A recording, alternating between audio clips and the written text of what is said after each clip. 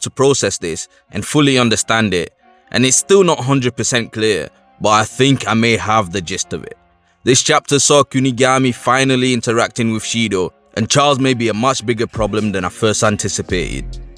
Hey, what's good everyone? I'm Raito 6, and before we get into the chapter, please can we all hit the like button and subscribe to the channel if you haven't already. It's road to 500 subs, so let's lock in and make it happen. Now it's back to BLUELOCK chapter 254. With Kunigami's new instructions, Bastard Muchen's formation has shifted to what looks like a 4-2-3-1, with Kunigami moving from the front line to defensive midfield, in the hopes of stopping the Charles X Shido combination. We see Raito belting out it's time for a comeback. It's still just 1 point, and he's right. You know, I can see Raito captaining the BLUELOCK team at some point in the future. He's super vocal and has a never say die attitude. Even the way he was berating VAR about the foul on Isagi, definitely captain material. He's starting to grow on me, but he needs to step up some more, cause letting Charles run wild the way he is a huge problem. Charles is shown with another emoji, and he's definitely scheming something. Pissed off with Shido's goal, Rin gets to insulting him, calling him an eyesore. And Shido responds with, "You jealous of my explosion, Rin Rin?" Rin Rin is crazy. I know Rin's blood's boiling every time he calls him that. Even though no one asked, Isagi butts in just to back up his boyfriend. And as not to be left out, Kaiser had to add his input too, saying, "I can't stand you pink trash, I'll turn you into dust." But the truth is, Kaiser on his own is actually absolute garbage. That's right, I said it. Now hear me out guys. We've seen Ness's backstory. Kaiser needed Ness's creativity to get into the right position to shoot. Yes, individually Kaiser is good, but he's actually a coward who's afraid to take others head on and create his own plays despite having metavision. That's the reason why he needed a whole BM team system to revolve around him. But have you guys noticed? A new Gen 11 player and a striker nonetheless in the NEL, where you're literally playing against a majority high school strikers from Japan, and yet Kaiser's highest goal tally in any given game is a grand total of 1.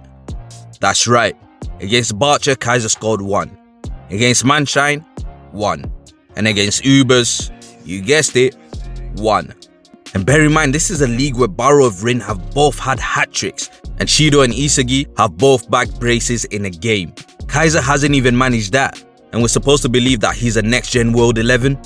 Not my goat, that's for sure. Anyways, as Kaiser and his band of merry men start making inroads up the pitch, we see Isagi begin his monologue.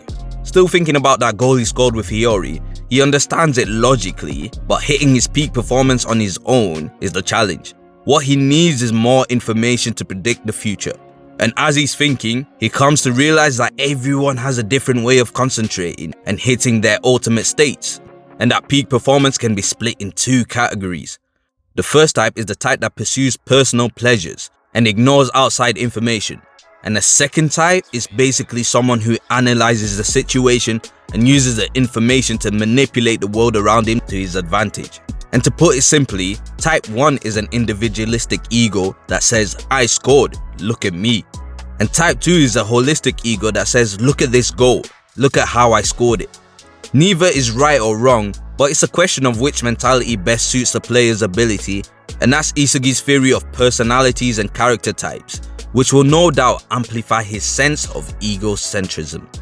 Type 1 players value themselves as priority, and so immerse themselves in the things that they want to do and their impulses, and ignore the things that don't interest them. Whereas type 2 players prioritize being valued by the world, and so they'll do what they can do rather than doing what they want to do. They thrive in relation and set aside their own feelings in order to accomplish a task that's valued by the rest of the world, if that makes sense. For example, Isagi makes himself valuable by providing assists, even though he really wants to score. But he does what he's capable of doing in order to be valuable rather than forcing his own goals in hopeless situations, which players such as Barou and Shido would definitely rather do, as they don't seek validation from others, simply want to satisfy themselves. I really hope that explanation helps, because it was still tough for me to grasp it myself. And if anyone has a better grasp of it, please let me know in the comments below. I really appreciate hearing your perspective. Isagi deduces that Bachira, Barou, Nagi, and Zantetsu are probably the individualistic type, although I'm not too sure about Zantetsu being that type, to be honest. And on the other hand, Karasu, Hiori, Raito, and Isagi himself are the holistic type, which I fully agree with. Isagi is actually unsure about some of the other guys such as Kaiser, Charles, Kunigami, and Rin, and he knows he needs to keep analyzing to fully be able to read the field and reach his peak performance. Just like Hiragi in the episode of Nagi, the more data he has, the better he can predict the field of play. As Ness has the ball, we see Rin marking Kaiser, as suddenly Zantetsu comes out of nowhere to dispossess him, and it seems he caught Ness by surprise and may have even hurt him, as he does look like he may be wincing a little. Luckily, the loose ball was picked up by Hiori, stopping the turnover, as we see he predicted it using his metavision. Even Hiori is trying to reach his peak performance, and so he knows he can't just discriminate and only pass to Isagi. He has to be open to all possible passing lanes, and just as he's about to pull off a selfish pass, bro, this is something I never seen coming. The troublemaker Charles Chevalier actually steals the ball from my boy Hiori. He made him look like a complete chump, a novice, and to make matters worse, he pokes Hiori with his pinky finger and says, "You have good eyes too," before running off with the ball.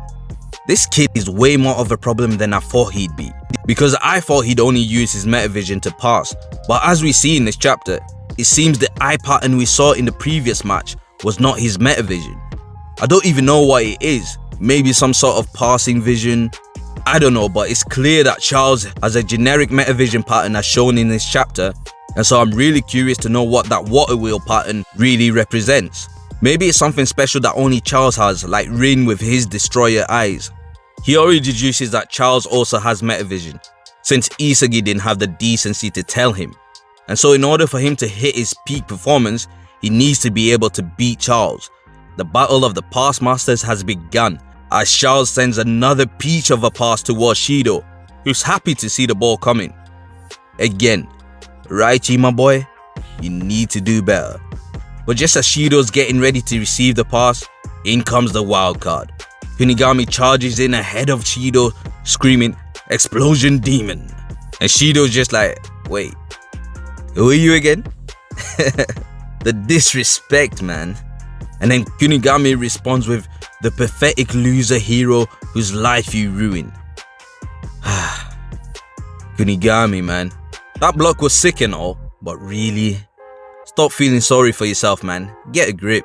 In the end, both Hiori and Kunigami realize that they need to stop their counterparts in order to reach their top performances, and it looks like we're on break next week. Isagi gave me a bit of a headache in this chapter, but I think I understand his monologue to a certain degree now. And Charles, he's a huge problem. I need Hiori to step up since Raichi currently is letting me down. And it looks like this might be Kunigami's role for the rest of the match, making sure Shido doesn't score again. Maybe to the point that Shido gets subbed off at some point. And Kunigami doing this role would really aid to my theory of Isagi scoring a hat-trick in this game. Since it's a break this coming week, I'll make sure to drop some more Blue Lock content, maybe some kind of discussion. So please make sure you like, comment and subscribe to the channel, and I'll see you all on the next one.